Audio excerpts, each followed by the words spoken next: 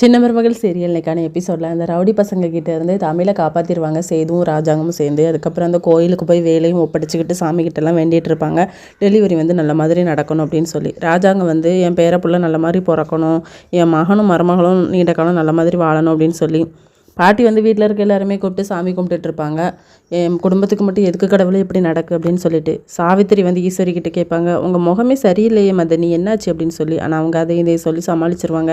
அதுக்கப்புறம் தமிழும் வந்துடுவாங்களா, எல்லாருமே சேர்ந்து சாமி கும்பிட்டுட்டு பேபி ஷவருக்காக ரெடி பண்ணிக்கிட்டு இருப்பாங்க. தமிழை நீ ரொம்ப அழகாக இருக்கு அப்படின்னு சொல்லிட்டு காவியா தனம் எல்லாருமே ரெடி பண்ணுவாங்க. காவியா கூட சொல்லிக்கிட்டு இருப்பான் பொண்டாட்டி இருக்க அழகை வந்து சேது வந்து ரசித்து பார்த்துட்டு இருப்பாரு.